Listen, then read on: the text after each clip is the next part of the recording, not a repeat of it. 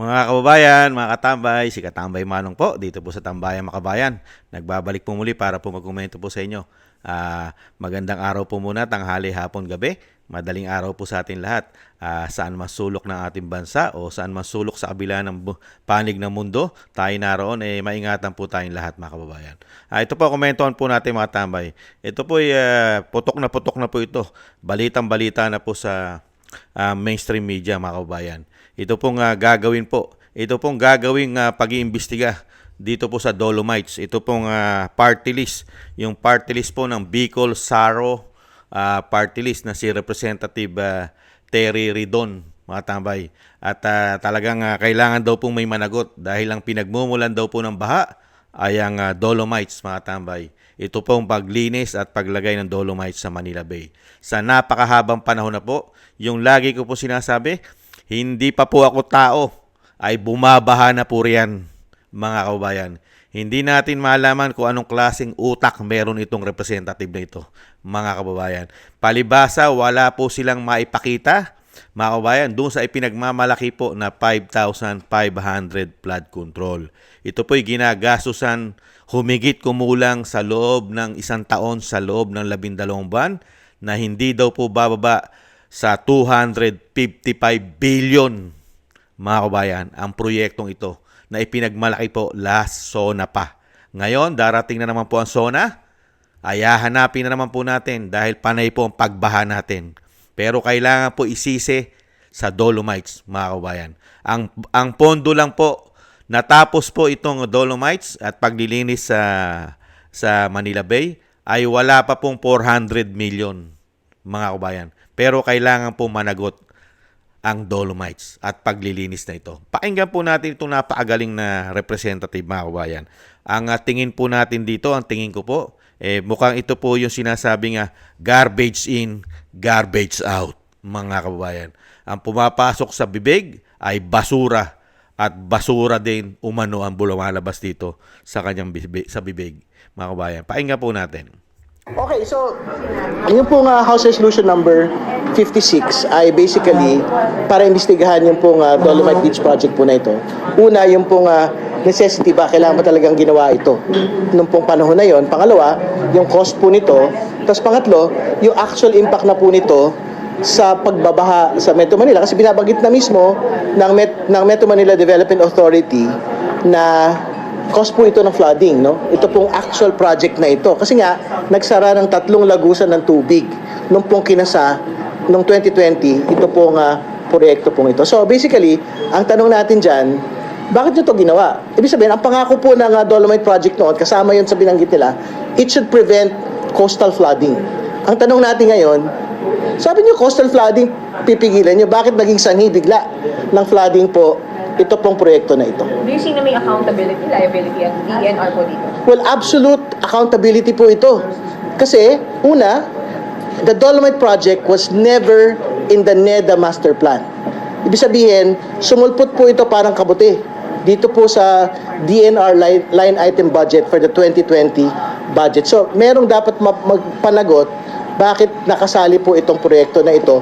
389 million pesos po na pwede sana ginamit sa totoo lang para sa mga dagdag pong interventions sa paglilinis ng tubig like additional sewage treatment plants para po sa Manila Bay. Na imbis na, katulad na sinasabi po na MMDA, na iimbudo sa singular sewage treatment plant sa kasalukuyan under the original design of the Dolomite Project. No? And pangalawa, sinasabi nila kasi this is in compliance with the Supreme Court continuing mandamus order, no? Pero we have to be very clear about the Supreme Court continuing mandamus order to rehabilitate Manila Bay.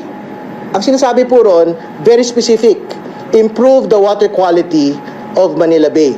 Ang tanong ho namin sa DNR noon, ang tanong namin sa DNR ngayon, yung po bang paglalatag ng Dolomite Beach dito po sa Manila Bay, meron ba yung ambag sa improvement ng water quality? Hindi ho ba yung improvement ng water quality ng Manila Bay, sewage treatment plant po sana, na dagdag pa, at iba pang interventions, katulad ng mangroves, at iba pa, yung pong kailangan gawin, na sana hong pinagamitan ng 389 million na pera ng bayan po na ito. Sure, basahin ko lang yung patanong. Sabi po ng DNR, yung Grabe po mga tambay, ano? Grabe po nila siraan ang napakagandang proyekto at paglilinis, mga kabayan.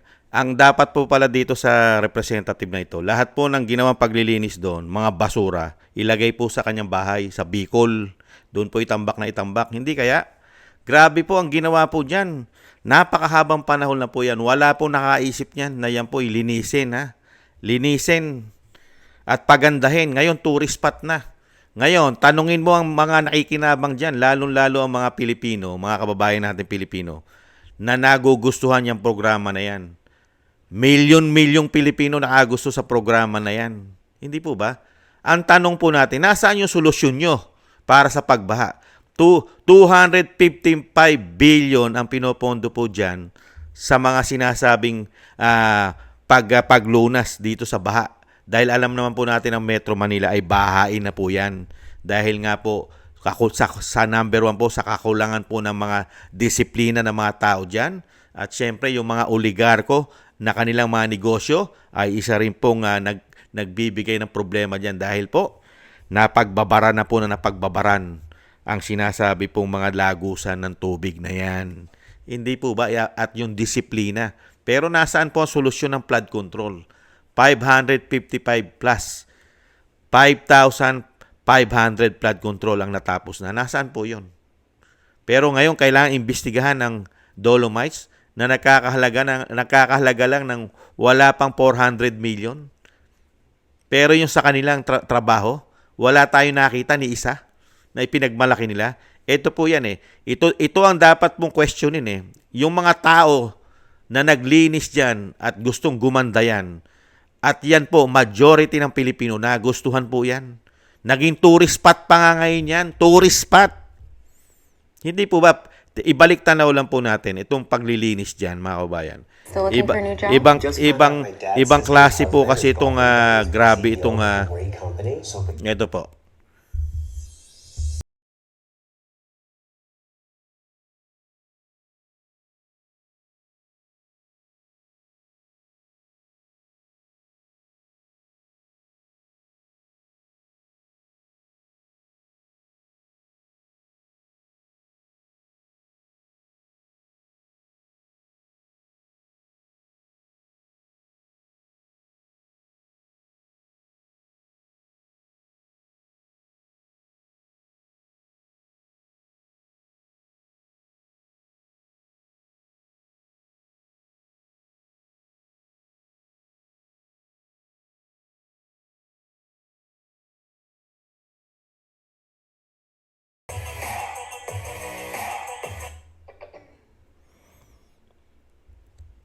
Nakita niyo po mga tambay yung paglilinis.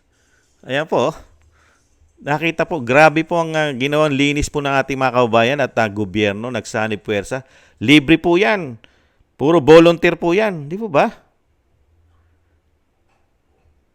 Yung ginawa pong paglilinis dyan, puro basura. At talaga hinukay po na hinukay yan. Di po ba? Oh, dami.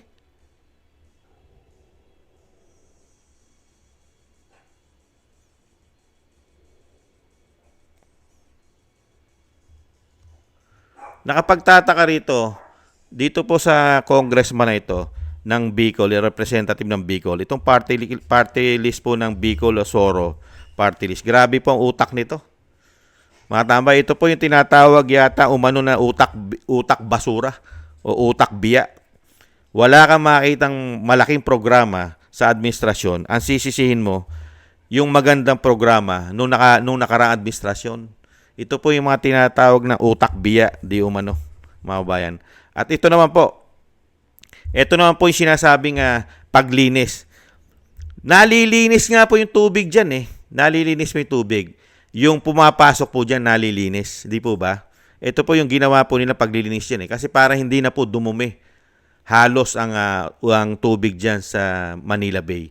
Nakita nyo po yung ginawa po ng DNR po, kung paano po nila ginawa yan. At napakaliit lang po ng budget dyan, mga kabayan, ikumpara po sa kanila, yung mga proyekto nila. Kilalaki po ng budget, di po ba?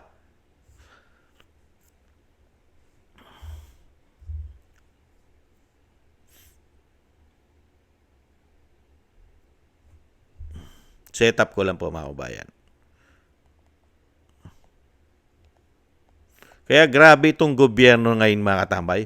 Wala pong maipakitang malalaking proyekto sa Pilipino. Pero ang talagang puro paninira po ang ginawa.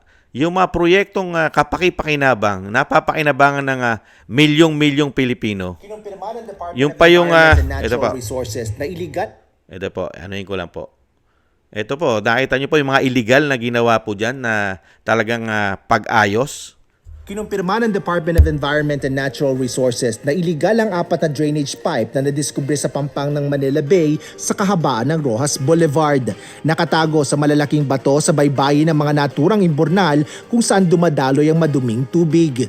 Ayon kay DNR Undersecretary Jonas Leones, isa ito sa dahilan kung bakit mataas pa rin ang fecal coliform level sa Manila Bay. Hindi anya magtatagumpay ang ginagawang rehabilitasyon dito kung patuloy naman ang paglabag ng ilan. Bunsod nito, ipinasara na ng kagawaran ng mga iligal na imburnal na pinanggagalingan ng maruruming tubig. Fecal coliform, tinitingnan natin. So, you see it, but galing sa mga establishment siya, galing sa mga residential areas, industries, halo-halo na yun. Kasi hindi nga bumababa. So, sa ngayon, yun ang ginagawa namin. I-trace namin, but at the same time, we need to seal this fecal pipe. Dagdag pa ni Yusek Leones, hindi kasama ang mga naturang imburnal sa listahan ng lokal na pamahalaan at Department of Public Works and Highways. Posible anyang lumang tubo na ito bago pa man ang reclamation sa lugar. Ilang establishmento sa Manila Bay ang sinisiyasat na ng Laguna. Grabe po ang ginawa po dyan paglilinis. Pati po lahat ng mga illegal pipes na ginagamit po dyan ay naayos mga tambay para po maging maayos na po yan. Pero ngayon, meron pong mga talagang bumabatikos po dyan para lang po masiraan yung mga magagandang proyekto na napapakinabangan ng mga Pilipino. Majority po ng Pilipino nakikinabang dyan sa Manila Bay ngayon. Sa malinis na tubig, magandang dolomites. Dahil yung marami po tayong mga kababayan na mga Taga-Luzon na hindi kayang pumunta sa mga pamoso natin na mga beaches katulad po ng Boracay. Di mo ba? Pagka ganyan po ang solusyon po nitong mga ito, mga kababayan, talagang dapat dito sa mga tao na ito, itambak sa Bicol yung mga basura na yan. O kaya ibalik po muli ang basura riyan. Mas gusto po pala nitong tao na ito makita ang Manila Bay kung ano po ang itsura niyan. Samantala ngayon, kinikilala na po sa buong mundo yan. Hinangaan po ang Pilipinas, lalong-lalo po si dating Pangulong Duterte. Hinangaan po sa buong mundo sa paglilinis po niyang napaka-basura at taian. Taian yan yung Manila Bay ng mga kababayan natin na walang mga palikuran. Di po ba? Diyan na po sila dumudumi at ang basura ay grabe po. Pero itong representative na ito, matindi po ang utak nito, mga kababayan, ibang klase ito. Ibang klase utak na ito. Imbis na programa ang iyong gawin, ang gagawin mo ay puro pamumulitik at batikos sa magagandang proyekto. Tingnan niyo po yung proyekto po nila na hindi niya po nasisilip at hindi niya po iniimbestigahan dahil hindi po siya nangihinayang doon sa ginastos po na taon-taon na binabudget po nila sa flood control na sila po ang dapat pong gumawa na sinasabing napakabilis na pagsipsip ng tubig kasi kailangan tanggalin mo yan kaya nga may flood control lahat ng tubig ipapump mo yan para dalin mo, di ba? Para yung baha mabilis na mawala. Pero nasaan na yung proyekto nila? Dapat na isisi mo sa Dolomites, mga tambay. Ito po yung sinasabi po mismo nung Senate President po, mga kabayan, kung gaano kalaki po. Tatanggalin nila si Yusek Castro, wag na. Maraming nagsasabi, nababasa ko sa dyaryo, naririnig ko sa radyo, television, nasa na mga flood control. Nandyan ang mga flood control na overwhelmed lang. Why is it that the budget for flood control is bigger than the budget of the Department of Agriculture or the agriculture sector as a whole? The budget of the agriculture sector as a whole is 181 billion. The budget for flood control, an item in the DPWH budget, is 255 billion. It's bigger than the budget of the DSWD. It's bigger than the budget of the Department of National Defense. The only department the flood control item in the DPWH budget beats would be DepEd, DPWH itself, DOH, and DILG. The fifth biggest allocation, not even a department, is flood control. May I ask why that cap was given? O yan, paano po kaya yan, representative? Paano kaya yan, representative ng party list ng Bicol Soro? Si Representative Terry Redon. Kamusta po kaya yan? Wala po ba tayong investigasyon dyan? Sa flood control, taon-taon po binabudgetan po ng malaki yan. Di ba? Yung pinaputok po ni Senate President Escudero ay 255 billion yung proyekto ng mga flood control. Nasaan na po yan? Wala po ba tayong investigasyon dyan sa napakalaking pera? Nakakalula po yung pera na yan. 255 billion. Ilang taon na po nila na binabudgetan yan? Lagi pong may budget po yan sa DPWH. Mga kababayan. Meron pong budget yan. At mga congressman po ang naglalagay po ng mga budget na yan. Mga kababayan. Pero wala po ritong say. At wala po tayong naririnig sa mga congressman na dapat imbestigahan itong mga flood control na ito dahil hindi nakakatulong sa pagbaha, sa pagsugpo ng baha, sa dami po ng proyekto po nila. Pera po ng taong bayan. Pero dito po sila galit na galit ngayon. Pinupolitika nila ang Dolomites na wala pang 400 million ang proyektong ito, mga kabayan. At ito'y habang buhay mo ito. Napakatagal na panahon itong pakikinabangan ng mga Pilipino. Pero yung proyekto po nila, napapakinabangan po ba ng mga Pilipino? Yung nag-uubos po na wala pong maipakita dahil hindi po nag-iimbestiga yata sila. 255 billion sa isang taon. Ilang taon na po sila nakaupo? 3 taon na po nila halos pinopondohan ang mga proyekto nila. Dahil yung 2023, halos kanila yan. 2024, halos kanila ang pondo niyan. Dahil yung 2022, hindi pa halos kanila yan. Dahil po, yung kalahating taon nun ay kay dating Pangulong Duterte pa yon. Di po ba? Ang sinasabi natin na budgetan na po nila yan halos buo ng 2023, 2024 at 2025. Nasaan na po yung isang damukal bilyon na pera ni Juan de la Cruz sa mga proyekto nila na wala tayong nalalasap o nakikita. Yung mga proyekto ng build, sinisiraan mo ngayon samantalang sinolusyonan ni dating Pangulong Duterte ang napakarungis at napakabaho sa dekada ng panahon ang ilog, una-una ilog Pasig, pangalawa Manila Bay. Sinolusyonan niya yan dahil napakabaho at napakarungis, puro basura at taian. At pinaganda niya para yung mga kababayan nating kami na mahihirap, na hindi namin kayang pumunta sa ibang lugar at gagastos pa kami ng malaki. Ginawang tourist spot ni dating Pangulong Duterte ang Manila Bay. Nakita niyo po ang taong nagpupunta dyan. Daan-daan libo ang nagpupunta dyan. Di po ba ang mga local tourists, mga local na turismo ang nagpupunta dyan. May dala pong negosyo yan. Ekonomiya po yan ng Metro Manila. Pero dito po sa isang representative ng Bicol, mga tambay, ito pong Bicol Saro party list na si Representative Terry Redon, mga tambay, ibang klase po mag-isip ito. Sisiraan mo na sisiraan. Pagka siniraan mo na siniraan yan, napakarami pong nalinis, katulad po nung ginawa rin Tayan. Nagkaroon po ng napakaraming basura rin po at sumisira rin po. Alin po? At niluangan pa ang sinasabi na wildening doon sa Boracay. Abay, sama mo na rin kasuhan yan. Dahil nilinis din ng Boracay at pinaganda. At napakarami pa pinaganda po. At talagang nilinis.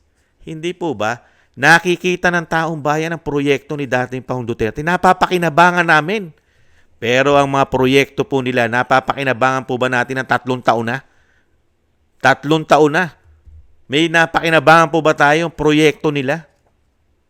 Maliban po sa mga proyektong natatapos pa ng build.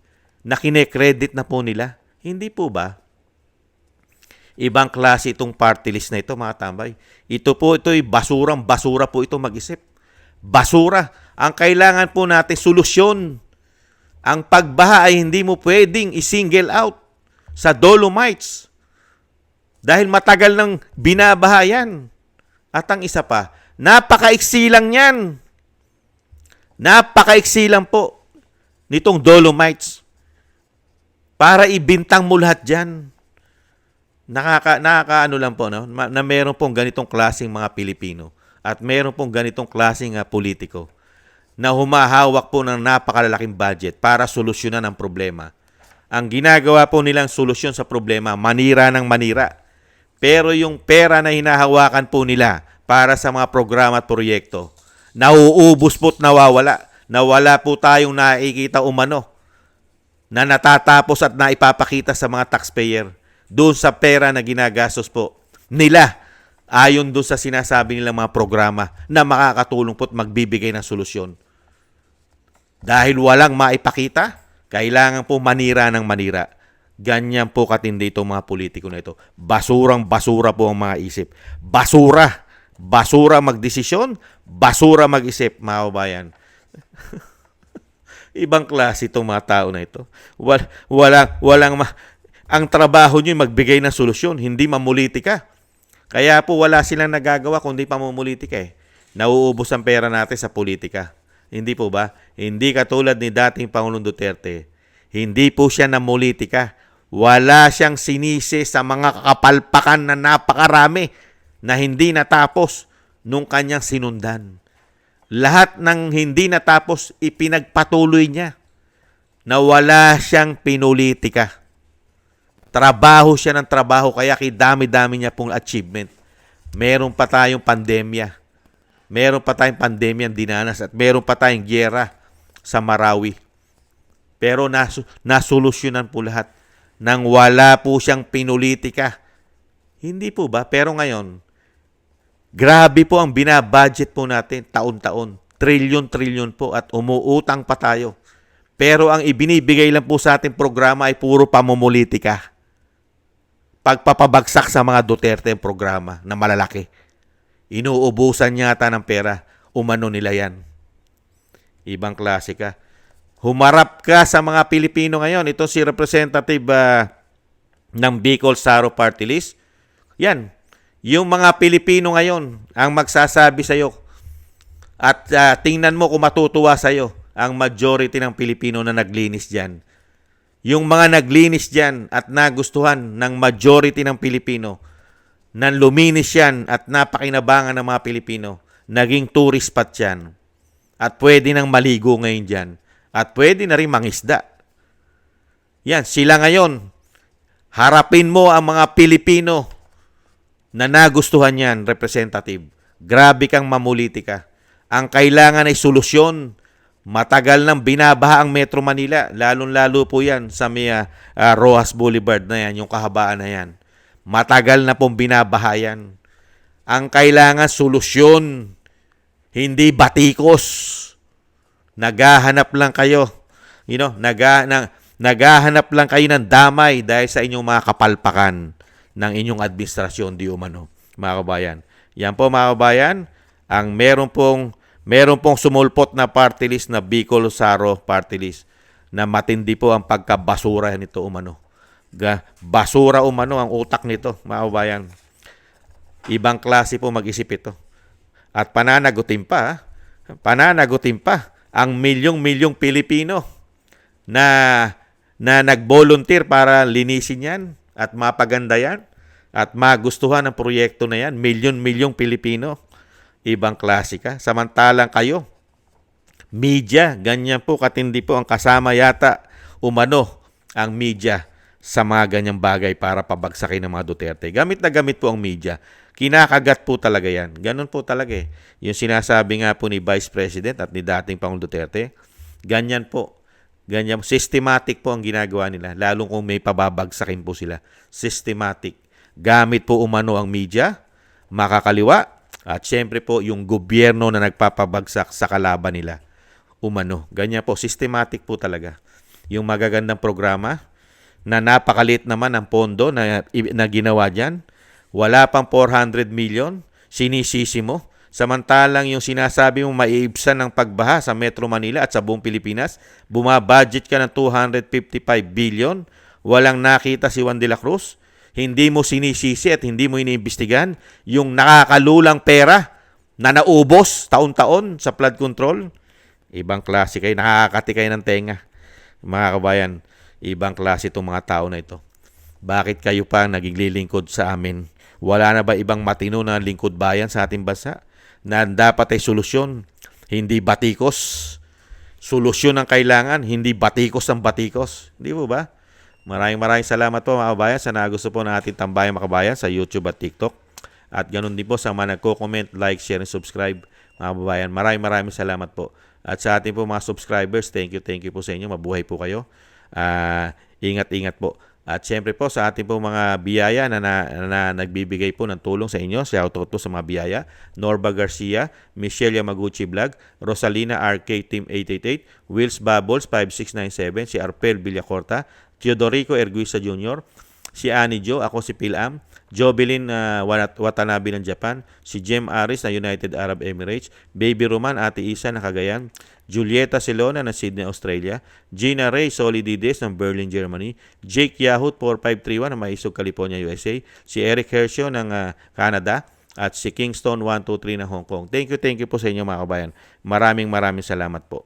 At bago po tayo magtapos, isama po natin sa ating mga dasal at panalangin na maingatan po ang pamilya Duterte, ang Vice President, ang dating Pangulong Duterte, na maingatan po ang kanyang kalusugan, mabigyan po ng mahabang buhay at kalakasan, at makabalik na po sa lalong mabilis sa ating bansa, mga kabayan. Maraming salamat po sa inyo pong mga dasal. At muli po mga tambay, paalam po, ingat po tayo.